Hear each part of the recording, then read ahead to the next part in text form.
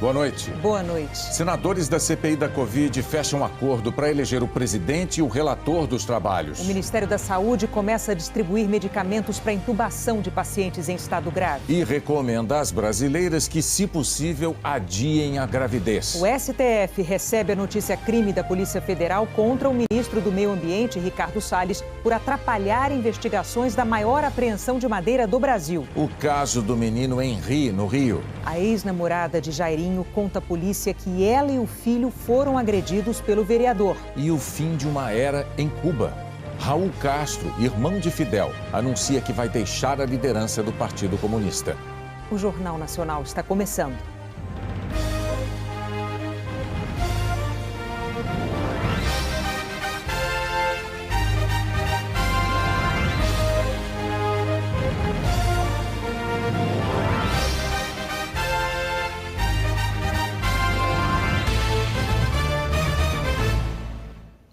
Integrantes da CPI da Covid fecharam acordo para os principais cargos da comissão.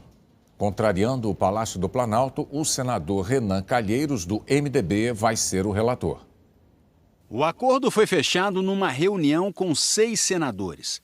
Eduardo Braga e Renan Calheiros, do MDB, Tasso Gereissati, do PSDB, Otto Alencar, do PSD, considerados de perfil independente em relação ao governo Jair Bolsonaro, e 2 de oposição, Randolfo Rodrigues, da Rede, e Humberto Costa, do PT. O senador Omar Aziz, do PSD, também de perfil independente, não participou do encontro, mas também faz parte do grupo. Juntos, eles formam a maioria na CPI, com 7 das 11 vagas de titulares da comissão, contra 4 mais alinhados com Bolsonaro. O grupo dos 7 decidiu que Aziz será o presidente da CPI e Renan Calheiros será o relator, contra a vontade do Palácio do Planalto, depois que Eduardo Braga desistiu de disputar o cargo. Randolfo Rodrigues, que apresentou o requerimento para a abertura da Comissão Parlamentar de Inquérito, vai ocupar a vice-presidência. O presidente do Senado, Rodrigo Pacheco, do Democratas, divulgou hoje 2 datas para o início dos trabalhos de investigação da CPI, 22 ou 27 de abril. Pacheco também fez uma análise do que pode ser feito de forma virtual e o que deve exigir a presença dos senadores na comissão. A inquirição de testemunhas às quais se deve garantir a incomunicabilidade, elas não podem ser orientadas de outra maneira que não seja presencial. Já o interrogatório daqueles investigados, as declarações de pessoas que sejam investigadas, a quem o próprio Supremo Tribunal Federal já reconheceu o direito, inclusive, de não comparecer à Comissão Parlamentar de Inquérito, essa é uma orientação jurisprudencial do Supremo Tribunal Federal, e, eventualmente, se pode fazer pelo sistema virtual, em razão dessa lógica constitucional do direito de não se autoincriminar. O número de novos casos de Covid por semana no mundo inteiro quase dobrou nos últimos 2 meses. E a taxa de infecção está se aproximando do índice mais alto já registrado desde o início da pandemia. Segundo o diretor da Organização Mundial da Saúde, Tedros Adhanom, os contágios e as mortes continuam subindo a taxas alarmantes. O Ministério da Saúde começou a distribuir os kits de intubação doados por empresas. Petrobras, Vale, Engie, Itaú Unibanco, Klabin e Raizen importaram os medicamentos da China. O carregamento chegou ontem à noite. São 2.300.000 ampolas de analgésicos, sedativos e bloqueadores neuromusculares. Segundo a Confederação Nacional de Municípios, em quase 1.000 cidades, os estoques estão à beira do colapso. Um dos desafios para quem teve Covid é se recuperar das sequelas. Em São Paulo, um hospital-escola oferece atendimento de reabilitação gratuito para quem não consegue vaga no SUS. Esse é o João, numa prova de ciclismo, percorrendo distâncias longas. 300 quilômetros, essa daqui é de 400. De colecionador de medalhas, ele passou a colecionador de exames, laudos e sintomas que o atormentam, desde que ele teve um quadro leve de Covid há 10 meses. Eu não consigo andar 50 quilômetros. Eu me canso, eu fico com dor no peito, minha pressão sobe e acabo não conseguindo fazer aquilo que eu gosto, que é pedalar. Não consegue e nem pode por recomendação médica. Depois que teve Covid, o aposentado de 59 anos descobriu 2 obstruções em artérias do coração e teve que fazer uma angioplastia. E ainda trata a ansiedade que surgiu depois da doença. Pós-Covid, para mim, está muito complicado. Eu me sinto mal, que nem agora estou com incômodo no peito. A Organização Mundial da Saúde já mapeou que a Covid-19 pode causar danos respiratórios, cardíacos, neurológicos, dermatológicos e psiquiátricos. Mas como se trata de uma doença nova, a OMS ainda não sabe qual percentual de pacientes apresenta esses efeitos de longo prazo. O fato é que muitos pacientes com esse quadro têm procurado ajuda aqui nessa clínica escola em São Paulo, que está oferecendo tratamento de graça para quem sofre complicações da Covid e não consegue uma vaga no SUS. A dona Francisca ficou 4 meses internada depois de sofrer uma parada respiratória e pegou Covid no hospital. Aos 72 anos, passou por 3 intubações. Depois da alta, tentou, durante 2 meses, fazer fisioterapia pelo SUS e não conseguiu. É desesperador você ver a mãe precisando, né? O momento que nós estamos passando e não tem como esperar. É uma criança que volta hoje a ver os primeiros passos, as primeiras movimentações, mas não podemos perder a fé que tudo vai dar certo. Puxa, na clínica, médicos de várias especialidades e fisioterapeutas ajudam os pacientes a recuperar a força dos músculos e a capacidade respiratória. Dona Francisca está sentindo a diferença. De pouquinho, eu fui recuperando. E graças a Deus eu estou bem.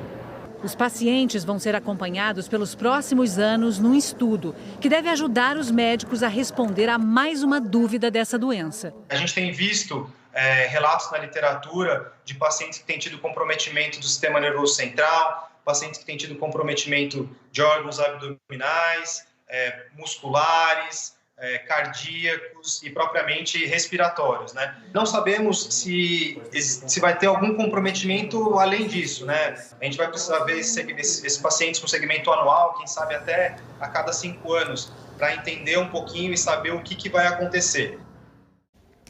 A Prefeitura de São Paulo informou que a dona Francisca vai ser atendida na segunda-feira e que as unidades de saúde do município acompanham mais de 45 mil pessoas que tiveram Covid. Em Florianópolis, equipes de saúde estão procurando as pessoas que não completaram a imunização contra a Covid.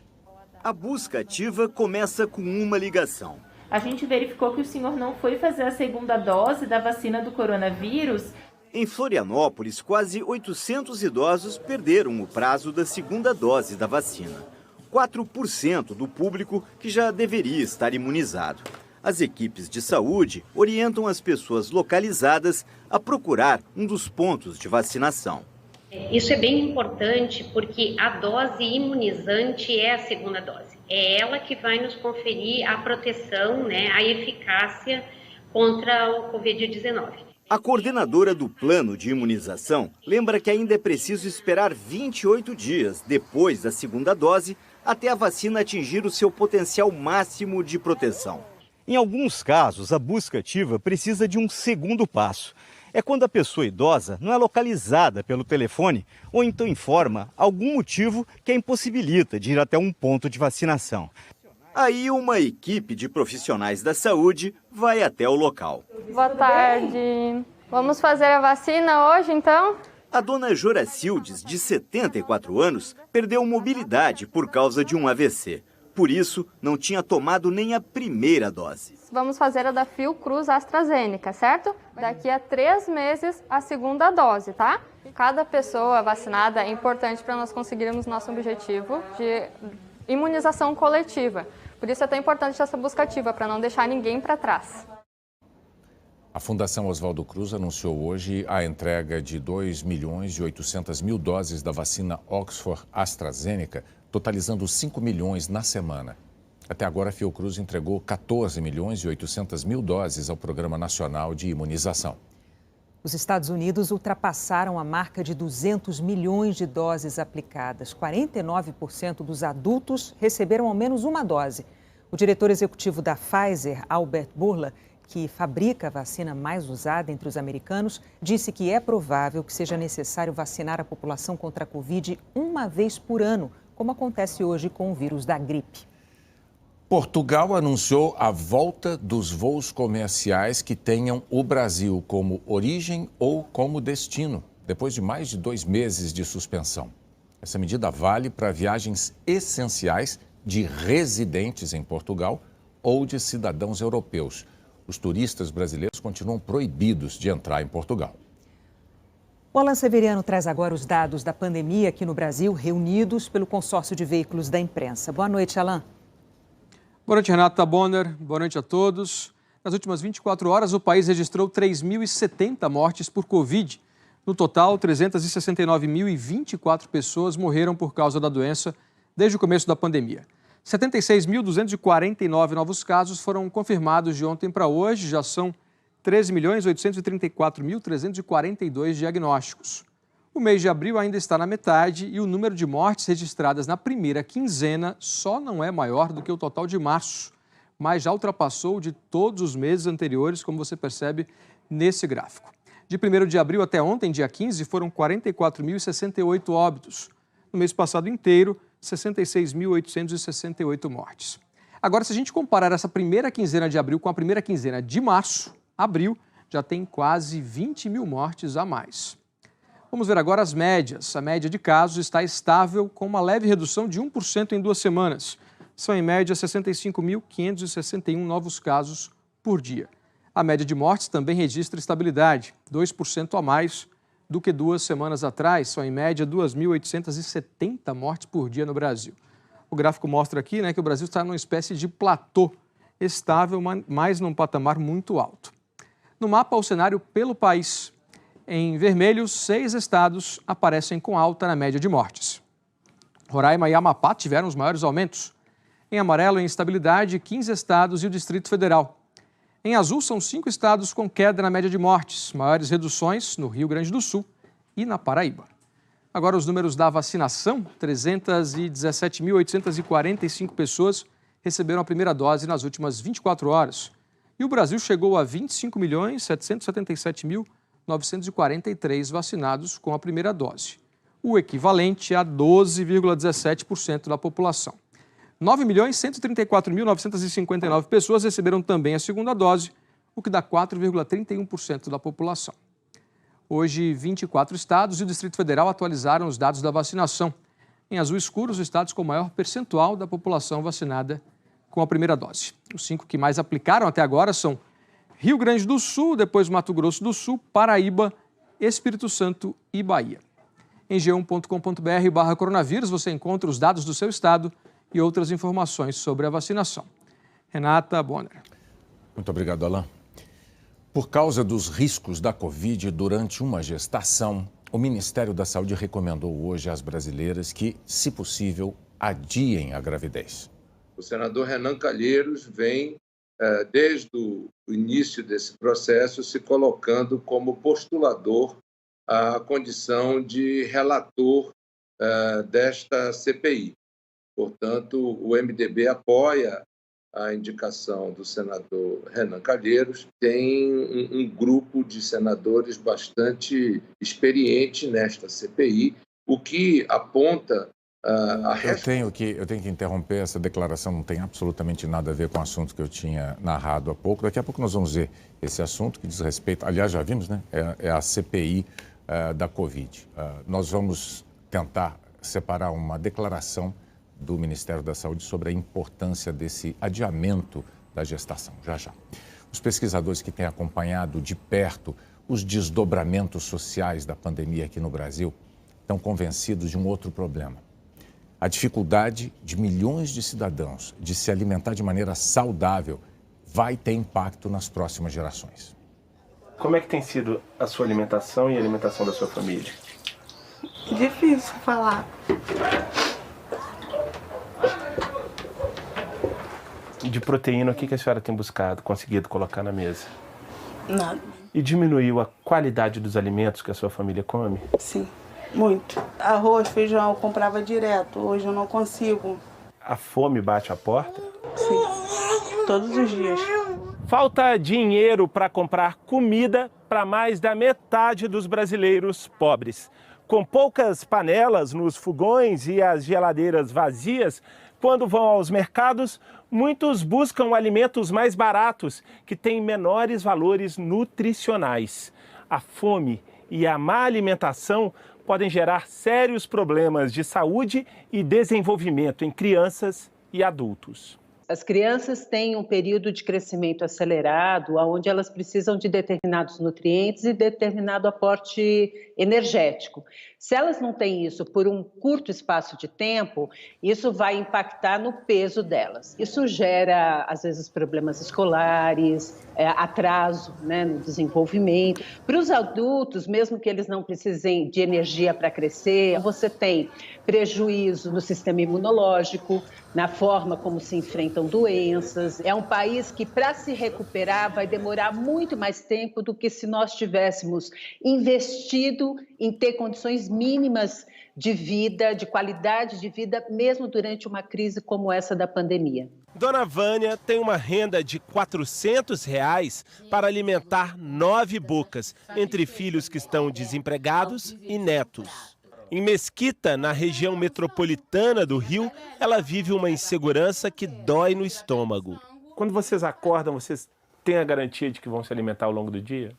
Não. Ao longo do mês, com o que vocês se alimentam? Salsicha, porque é mais barata e dá para todo mundo, porque é muita gente aqui em casa. Uma farofa sem nada dentro. Você conhece essa farofa? Farofa com a pele da galinha.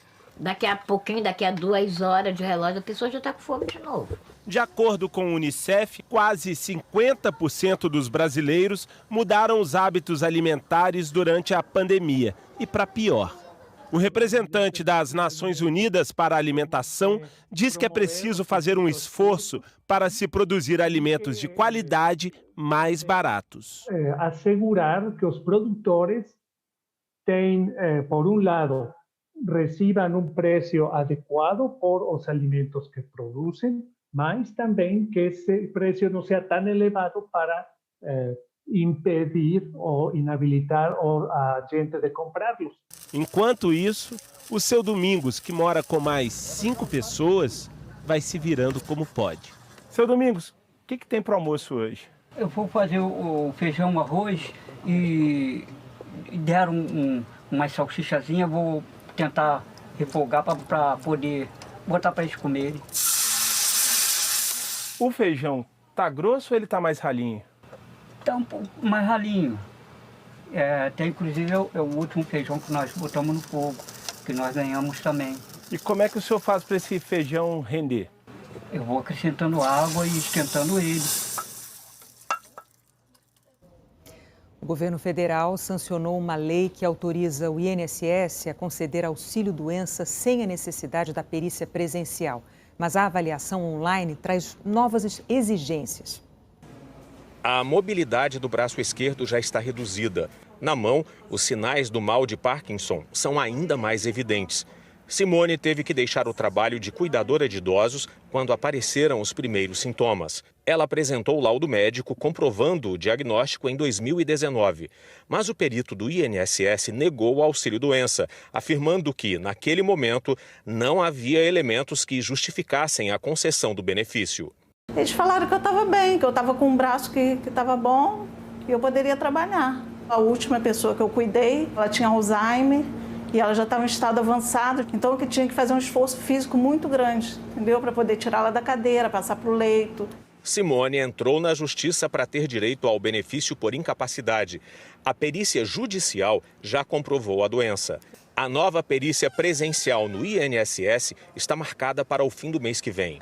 O benefício por incapacidade é uma necessidade urgente do segurado, não é uma necessidade que pode esperar 1, 2, 3, 4 meses para ser deferida. Em 2020, as agências do INSS fecharam por quase 6 meses por causa da pandemia. E a fila do auxílio-doença ficou gigantesca. O IBDP, Instituto Brasileiro de Direito Previdenciário, afirma que quase 600 mil trabalhadores esperam uma resposta do INSS. No ano passado, o governo federal dispensou a obrigatoriedade da perícia presencial e autorizou a análise antecipada dos documentos, uma espécie de perícia virtual. Com isso, havia possibilidade de concessão do auxílio-doença provisório. Esse serviço tinha sido interrompido em dezembro do ano passado, mas agora uma lei autoriza o INSS a conceder o benefício até 31 de dezembro deste ano, sem perícia presencial. A extensão do prazo para a perícia virtual agora, no pior momento da pandemia, claro, é uma boa notícia, mas ela veio acompanhada de uma nova exigência que pode dificultar a vida de muita gente, principalmente dos trabalhadores mais pobres, que não têm acesso a um bom celular e à internet rápida. Diego Cheruli, do IBDP, explica que antes, o segurado enviava pelo aplicativo do INSS apenas o laudo médico, comprovando a doença que provocou o afastamento do trabalho. Agora é preciso incluir resultados de exames, se for o caso, inclusive os mais sofisticados, como tomografias e ressonâncias, e enviar tudo pela internet, além de descrever os sintomas. A exigência desses documentos gera uma dificuldade natural do segurado de baixa renda em obtê-los. Não só para conseguir o documento em si, dependendo da Secretaria de Saúde, mas também para escanear. O direito previdenciário não é um favor, é um direito garantido pela Constituição Federal, pelas leis, por decretos. A diarista Antônia está passando por isso. Ela diz que não consegue mais fazer serviço pesado depois de 2 cirurgias na coluna e teve que pedir ajuda para encaminhar os documentos ao INSS. Todos os exames tiveram que ser digitalizados, arquivos que precisam de uma boa velocidade de internet para o envio. Além de eu não ter o computador, o que precisa, eu não sei mexer com essas coisas. Muito triste a gente ter que estar se humilhando, pedindo e mesmo assim você não, sabe, não te dão ouvido, não querem nem saber da sua situação. O INSS afirmou que está ampliando o número de servidores na análise de benefícios pendentes, que os funcionários que atuam remotamente na concessão de benefício trabalham com meta mensal maior do que os demais e que isso vai reduzir o estoque de pedidos. A Polícia Federal está investigando um vídeo novo que comprovaria a vacinação clandestina em Belo Horizonte.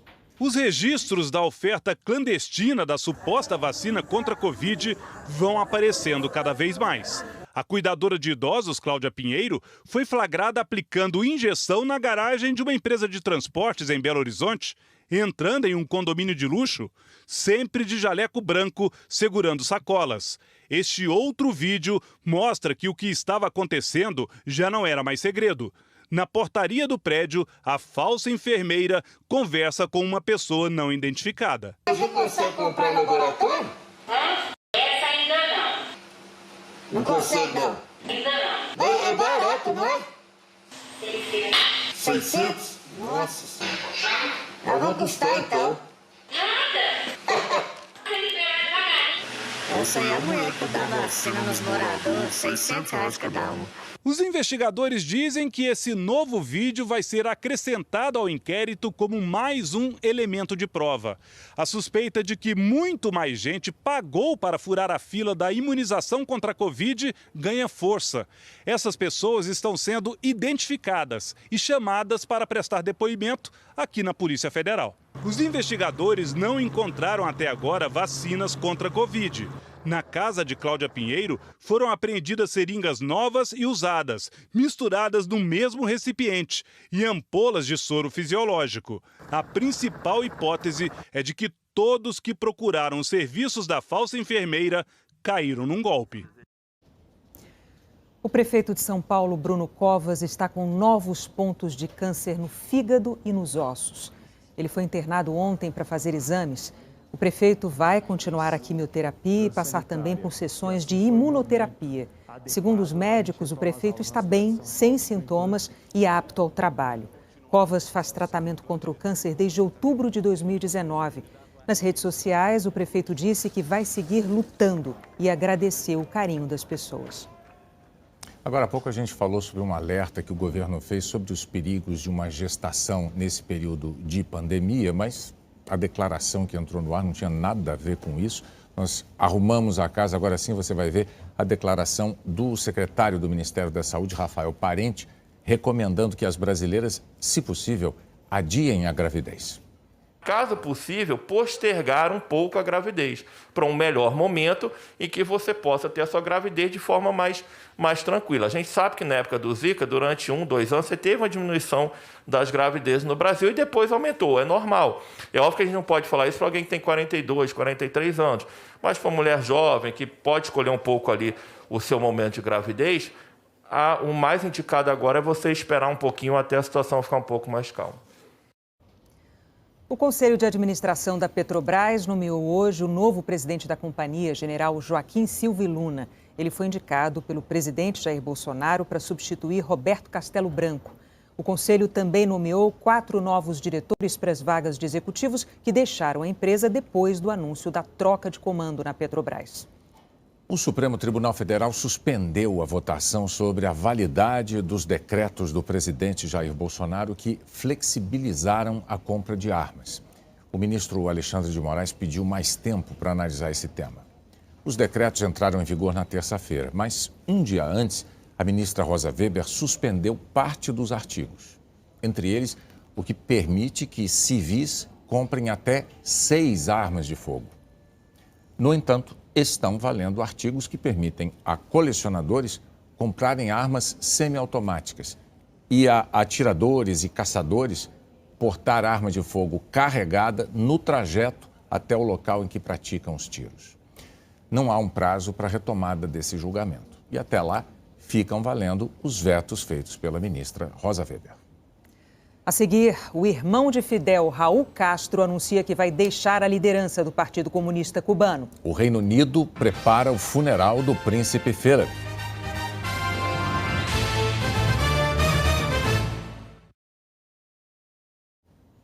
O Procurador-Geral da República, Augusto Aras, abriu uma apuração preliminar para analisar a conduta do advogado-geral da União, André Mendonça. Quando era ministro da Justiça, Mendonça acionou a Lei de Segurança Nacional para investigar críticos do presidente Jair Bolsonaro.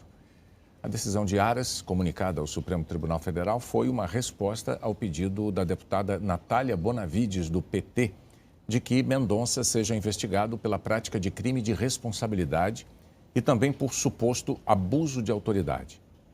O advogado-geral da União não é formalmente investigado. A PGR abre apuração preliminar para avaliar se os elementos apresentados justificam ou não a abertura de uma investigação formal. A investigação da morte do menino Henri colheu mais um depoimento que relata episódios de violência da parte do vereador Jairinho. O segundo depoimento de Débora Melo Saraiva à polícia durou 3 horas. A ex-namorada do vereador Jairinho saiu sem falar com a imprensa. Débora teve um relacionamento de 6 anos com Jairinho, que só terminou em outubro do ano passado, depois que ela descobriu que o vereador estava namorando Monique, a mãe do Henri. Débora Saraiva é a terceira mulher a falar em depoimento à polícia que sofreu agressões de Jairinho, sendo que ela e outra ex-namorada dele também relataram agressões contra seus filhos. Débora disse que o filho dela tinha menos de 3 anos quando foi agredido pelo vereador. É mais uma testemunha a mudar a versão no inquérito que investiga a morte do Henri. Mudou seu depoimento, trouxe fatos novos, relatando agressões anteriores do parlamentar, bem como agressões ao seu filho, então, bem pequeno.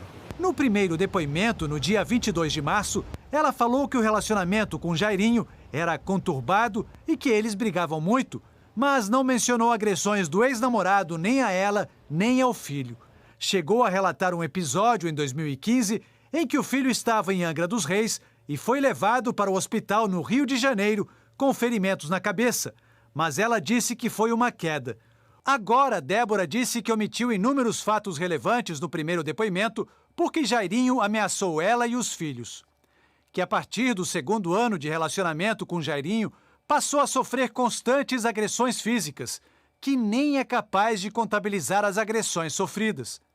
Que após uma discussão, Jairinho teria dado um chute em seu pé, o que acabou por provocar a fratura de um de seus dedos. Débora também afirmou que na semana passada, o filho de 8 anos contou para ela que foi agredido em 2015, que o vereador colocou papel e um pano na boca dele e disse que o menino não poderia engolir que Jairinho deitou o menino no sofá da sala, ficou em pé e apoiou todo o peso do corpo no menino com o pé. Hoje conversamos com Valéria Batalha, ouvida informalmente pelos investigadores. Ela disse que entre 2012 e 2017 tomou conta dos filhos de Débora em viagens para Angra e relatou 4 episódios em que o menino ficou machucado. Quando eu fui olhar, ele estava com algumas manchinhas roxas na perninha, na altura da perninha e aqui na altura da bacia, nesse osso que a gente tem na altura da bacia. A avó da criança me contou que também estava desconfiada, se referia a ele como o monstro, se referindo ao Jairinho. O monstro, porque eles sabiam o que ele fazia com a criança. Valéria contou que o menino foi levado para o hospital machucado depois de passeios com Jairinho. Me lembro que a criança, na época, ficou com o rostinho muito roxo, os olhinhos fechados, ele ficou mais de uma semana internado, a avó ficou no hospital com ele, mas eu fiquei apavorada quando eu vi o rosto da criança. A 4ª vez, ela mesmo primeiro ela negou, depois ela admitiu que ele saiu com a criança, deixou ela no shopping, saiu com a criança, voltou com a criança com a perna quebrada, na altura do fêmur. O Ministério Público do Estado abriu uma investigação para apurar supostas regalias que Monique e Jairinho teriam recebido na prisão. Estas imagens mostram Jairinho comendo um lanche que foi entregue a ele pelo diretor do presídio de Benfica, Ricardo Larrubia da Gama. Depois da divulgação do caso, Ricardo Larrubia pediu exoneração do cargo. Essas são as fotos de identificação de Jairinho e Monique quando deram entrada no sistema prisional. A divulgação do vídeo da morte de um adolescente de origem latina de 13 anos por um policial provocou protestos na cidade americana de Chicago. Na madrugada de 29 de março, os agentes estavam perseguindo Adam Toledo e outro homem, de 21 anos, depois de terem recebido notificação de tiros disparados na área. O mais velho, autor dos disparos, fugiu e depois foi preso. Adam Toledo correu e foi morto no momento em que se virou para o policial e levantou as mãos. Antes da divulgação do vídeo, a polícia havia afirmado que ele estava armado no momento do disparo. Agora, afirma que ele se desfez da arma imediatamente antes de se virar. Um atirador matou 8 pessoas e feriu 7 num ataque ontem à noite no estado americano de Indiana. O assassino abriu fogo num centro de distribuição da empresa de entregas FedEx, ao lado do aeroporto da cidade de Indianápolis. Brandon Hall, de 19 anos, se matou antes que a polícia chegasse. Autoridades afirmaram que ele trabalhava no local até o ano passado e que não há informações sobre o que teria motivado o crime. No Reino Unido, as atenções estão voltadas para a cidade de Windsor, onde será realizado amanhã o funeral do príncipe Philip. Essa é uma cidade acostumada a cerimônias marcantes da realeza. A última de atenção mundial foi o casamento do príncipe Harry e da duquesa de Sussex, Meghan Markle, em 2018. A multidão na rua é uma cena impensável agora para o funeral do príncipe Philip. As autoridades já pediram que as pessoas acompanhem tudo pela televisão. Pelas regras atuais da pandemia aqui no Reino Unido, funerais podem reunir no máximo 30 pessoas só. O do marido da rainha não vai ser diferente. O Palácio de Buckingham disse que Elizabeth II enfrentou decisões muito difíceis para escolher os convidados. Originalmente, seriam 800. O núcleo principal da família vai estar lá com a rainha, os 4 filhos e os 8 netos. Vai ser o primeiro encontro dos príncipes William e Harry desde que Harry e Meghan criticaram a realeza em entrevista a uma TV americana no mês passado. Meghan não veio dos Estados Unidos. Como ela está grávida, os médicos não autorizaram a viagem. O primeiro-ministro Boris Johnson também não vai participar da cerimônia, para que mais parentes possam ir. Vai ser um funeral pequeno, mas com muitas tradições, como um desfile militar. O caixão vai para a capela do Castelo de Windsor nesse carro, adaptado para a ocasião pelo próprio Philip nos últimos anos. O príncipe Charles, filho mais velho e primeiro na linha de sucessão ao trono, é um dos que vão caminhar perto do caixão na procissão de 8 minutos. Hoje, o filho mais novo da rainha e de Philip, o príncipe Edward, visitou a capela de São Jorge com a família. O funeral amanhã vai durar mais ou menos 1 hora. A A cerimônia começa com 1 minuto de silêncio em todo o país. Em retaliação às sanções anunciadas ontem pelos Estados Unidos, o governo da Rússia afirmou que vai expulsar 10 diplomatas americanos sob acusação de espionagem. O ministro das Relações Exteriores russo, Sergei Lavrov, também fez o que chamou de sugestão para que o embaixador americano saia da Rússia e volte aos Estados Unidos por um tempo. O líder do Partido Comunista Cubano, Raul Castro, de 89 anos, anunciou que vai se aposentar. Um único sobrenome comandou Cuba nos últimos 62 anos: Castro. Hoje, Raul Castro anunciou que essa era chegou ao fim. Concluo a minha tarefa como primeiro secretário do Partido Comunista de Cuba com a satisfação do dever cumprido e com a confiança no futuro da pátria, disse ele num discurso transmitido pela televisão estatal. Em 1959, Raul fazia parte do grupo que, liderado pelo irmão dele, Fidel Castro, derrubou Fulgêncio Batista, um ditador apoiado pelos Estados Unidos, e instaurou uma ditadura comunista nas barbas dos americanos. Fidel ditou os rumos da ilha por quase 50 anos. Raul foi sempre uma liderança secundária ao lado do irmão, mas assumiu a presidência em 2008, quando Fidel, com a saúde debilitada, entregou o poder. O congresso do partido, que começou hoje, ocorre a cada 5 anos. Em 2016, Raul havia dito que aquele seria o último congresso liderado pelo que chamou de geração histórica de revolucionários. Último, dirigido por la generación histórica. Foi a última vez que os irmãos Castro foram vistos juntos em público. Fidel morreu naquele mesmo ano. Em 2018, Cuba teve o primeiro presidente sem o sobrenome Castro em quase 60 anos. Miguel Díaz-Canel foi o candidato único, de um partido único, eleito indiretamente. Raul Castro entregou a presidência, mas não o poder. Manteve o comando das Forças Armadas e do Partido Comunista, posição mais importante do regime. Em 2014, Barack Obama foi o primeiro presidente americano a visitar Cuba desde a Revolução. Ele reabriu a embaixada e afrouxou o embargo econômico, mas a maior parte das medidas foi desfeita pelo sucessor dele, Donald Trump. Agora Joe Biden se elegeu prometendo uma nova reaproximação, o que pode ser essencial para tirar o país da pior crise econômica em décadas. A ilha sofre com escassez de produtos básicos como medicamentos e remédios e a pandemia fez a economia cubana encolher 11% no ano passado. Castro não anunciou quem vai ser o sucessor. Tudo indica que será o presidente Díaz-Canel. Ele é o principal representante de uma nova geração de políticos que vem implementando reformas econômicas, mas que segue fiel ao regime de partido único. E a economia da China cresceu 18,3% no primeiro trimestre em comparação com o mesmo período do ano passado. É a maior expansão trimestral em quase 30 anos e reflete a retomada pós-pandemia. A seguir, o STF recebe a notícia-crime da Polícia Federal contra o ministro do Meio Ambiente, Ricardo Salles, por atrapalhar investigações da maior apreensão de madeira do Brasil.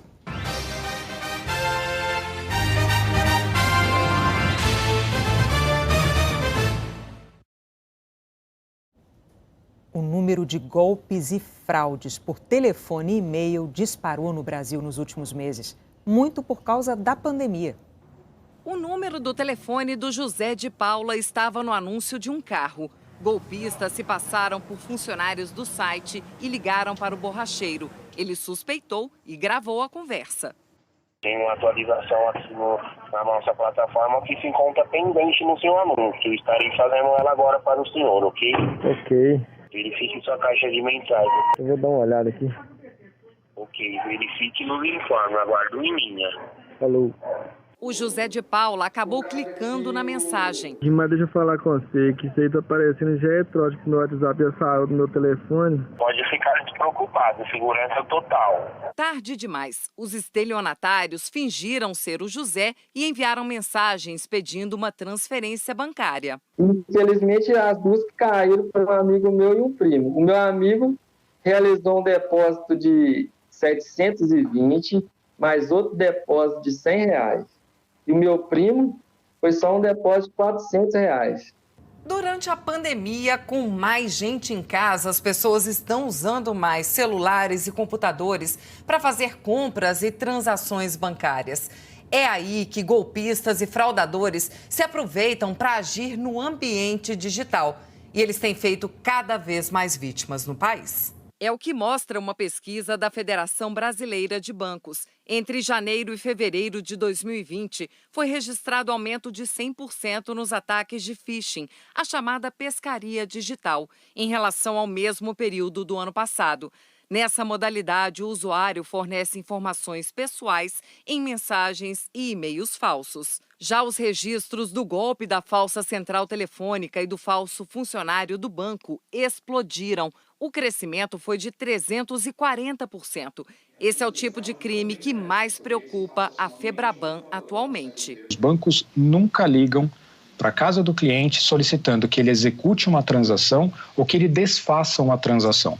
O banco jamais faz isso. Da mesma forma, nunca o banco liga para você e pede para que você digite senha, token ou dê informações. Caso você receba esse tipo de contato, desligue imediatamente e retorne ao seu banco da forma que você usualmente faz, através de um telefone celular. O Aristides não desconfiou que o site de leilões era falso. Ele diz que pagou mais de R$16 mil pelo lance de uma moto, que nunca chegou. As quadrilhas estão muito bem especializadas, eles falsificam muito bem os sites verdadeiros. Mas, se você quiser comprar e quiser arriscar, vale a pena verificar a empresa. Se tudo estiver ok, tiver essa confiança, aí sim você pode fazer a transação pela internet. A Prefeitura de Itaguaí, Estado do Rio, interditou o porto e acusou a CSN Tecar e a Sepetiba Tecom de crimes ambientais, como o lançamento de minério de ferro na Baía de Sepetiba, que estaria contaminando os peixes. A CSN nega as acusações e afirma que as duas empresas atuam de acordo com a lei. O Supremo Tribunal Federal começou a analisar o pedido da Polícia Federal para investigar o ministro do Meio Ambiente, Ricardo Salles. O delegado do caso acusa Salles de atrapalhar a apuração da maior apreensão de madeira do Brasil. Já está no sistema eletrônico do Supremo Tribunal Federal a notícia crime feita pelo delegado Alexandre Saraiva, da Polícia Federal do Amazonas, contra o ministro do Meio Ambiente, Ricardo Salles.